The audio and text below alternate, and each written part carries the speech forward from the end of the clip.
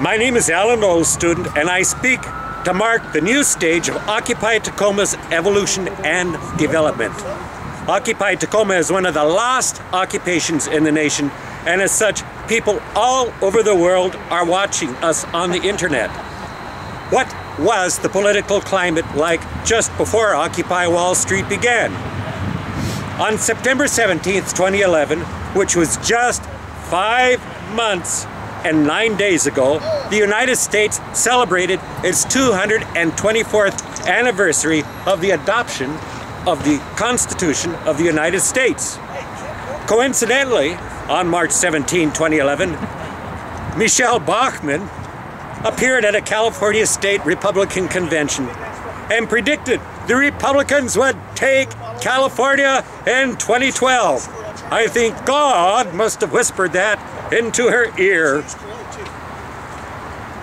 Obama was making clear his intention to oppose any UN resolution to recognize the Palestinian statehood that day.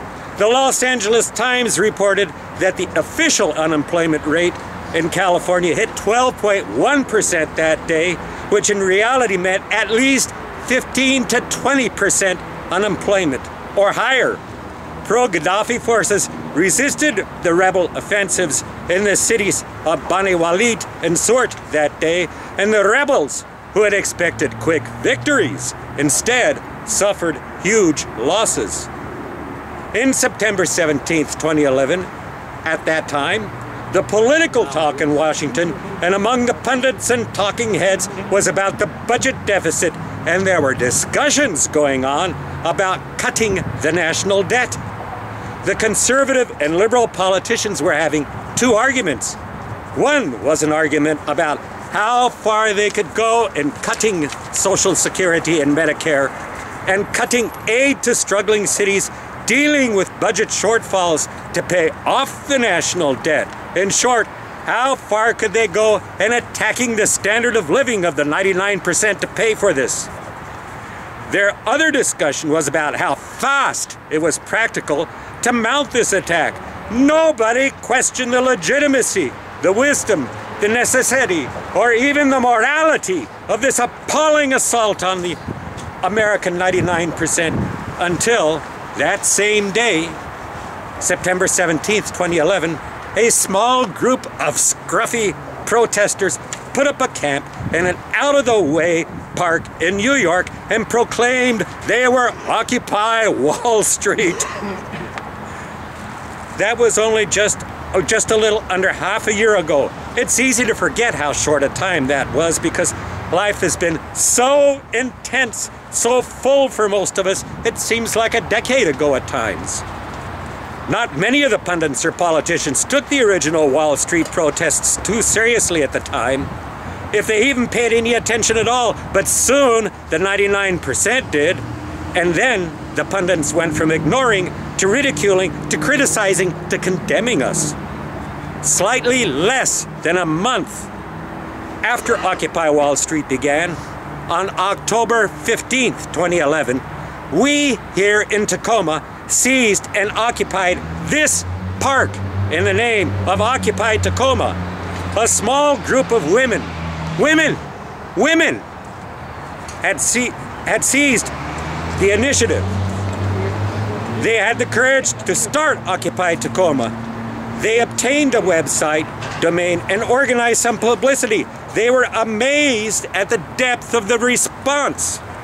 We owe those women a huge debt of gratitude. They are the mothers who gave birth to Occupy Tacoma, and in my book, they are heroes. Let's give them a round of applause. It was not so easy for them. They sacrificed much personal comfort and convenience to get us going. As I said before, Occupy Park in Tacoma is one of the last occupations in this country, and as such, we get a lot of national and international attention. The occupation has lasted through rain and windstorms, snowstorms, and not a few personal storms of crises and disagreements, as well as attempts to demoralize us that our right-wing opponents launch, even on our own website. living in such close quarters under such intense circumstances has been tough on morale at times. Yet despite this, despite the misunderstandings, and even despite the personal animosities that occasionally arose among some of us, this park has survived. It has taken much fortitude and bravery to last through all of this, to deal with the tedious details of organizing this occupation, of making the necessary personal compromises to make it work. So today, we pay respect to Occupation Park, which will close tomorrow or today unless a court issues an emergency injunction, a rather unlikely prospect. But we are not marking the end of Occupy Tacoma. No! No! No. Instead, we're marking a new stage in our struggle. So what can we learn from this? What does it mean for us? What does this mean for Occupy Tacoma? Let's look at what brought us to this Occupy movement in the first place. It was the driving desire for justice. It was the decency to feel outraged at what the world has become today. It was the decency to feel rage at greed, rage at corporate rule, rage at oppression, rage at racism, rage at sexism, rage at homophobia, and rage at war. Yes. It was rage born of love, the love of humanity. It is said that we're supposed to outgrow that kind of idealism as we get older, as we mature.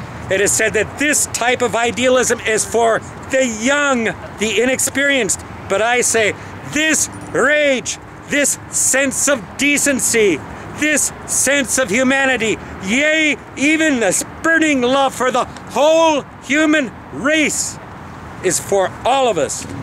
It's for our mother, the planet Earth. It's for the whole of the 99%. It is for every one of us. Occupy Tacoma has been part of a worldwide movement that has changed the political discourse in this country for years to come. Instead of the discourse being about how far and how fast to attack the 99% standard of living so they can finance the interests of the big corporations, the question is now, why should the present political system of crony capitalism even exist as it is today? We, the 99%, are beginning to acquire class consciousness for the first time in over a century. We now understand that we have interests that are separate from and in opposition to our actual rulers, the big corporations. I say our actual rulers because it's not the politicians that rule us, it is the corporations. The corporations are the organ grinders, and the politicians are no more than the monkeys who dance to big capital's tune. To the corporate greedsters and the banksters, we echo the words of Anonymous. We are the 99%. We are legion. We are united. We are everywhere. We do not forget. We do not forgive. Expect us.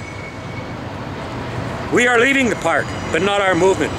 Our movement is not the physical place we call Occupation Park. Our real Occupation Park is that which presently occupies our dreams, our souls, our every thought. Our movement continues to grow, feeding on our hunger and our thirst for justice. We, as individuals, can be evicted from this park, but Occupy Tacoma can never be evicted from our consciousness. Our Occupy movement cannot be evicted from our souls or the political consciousness of the world. The authorities can shut down our park, but they cannot shut down our ideas. Our ideas occupy tomorrow's hopes. In fact, our ideas are the only hope tomorrow has. Our ideas are on the right side of history. I may not live to see this oppression end, but I promise you, my grandson, 3 years old, will. The days ahead will be difficult and require courage. Do we have the courage to weather those difficulties? Do we have the forbearance to listen to each other even when we disagree with what we do? Let us ask ourselves this. Are we willing to learn even from those who think a bit differently than we do? Yes. I have seen such inspiring things at Occupy Tacoma. I've seen people who have never asserted themselves before begin to speak out despite embarrassment and fear, to struggle to find words even when they may not have had practice doing so. I've seen people with disabilities, depression, PTSD, poverty, bravely fight for the goals of Occupy Tacoma with grace, dignity, and aplomb, even when it was most difficult. Do you have the courage to struggle? Do you have the courage to change your mind and admit something you believed was wrong in the face of rational evidence?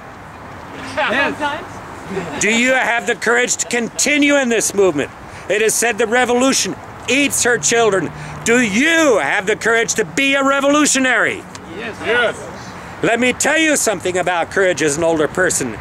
Courage does not mean fearlessness. Courage means acting in the face of fear. Courage means acting in the face of tears. Courage means acting in the face of heartbreak.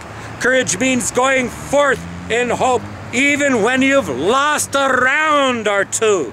Courage means confronting your depression, your personal weakness, your struggle to be fully human. Courage means having the fortitude to struggle in Occupy Tacoma or a similar movement, to continuity and dignity and pride, because the Occupy movement will shake Mammon's dead and heavy hand of gold that crushes us down, that weighs down our living shoulders, allowing us to finally stand up with dignity. The dignity we deserve as men, the dignity we deserve as women, the dignity we deserve as children, the dignity we deserve as human beings. I often end my speeches with these words from the hymn of the Paris Commune of 1871, which occurred just 4 years after our own Civil War. Arise, ye prisoners of oppression! Arise, ye wretched of the earth! For justice thunders condemnation, a better world's in birth. This has been Alan OldStudent, reminding you that in a world where billions are spent to stupefy us, education is a revolutionary act, and to have an empathetic imagination is subversive. So go forth in courage. Occupy the soul of America. Occupy the soul of the whole world. Long live Occupy Tacoma! Long live Occupy the world! Long live Occupy the world! Thank you. Occupy Tacoma!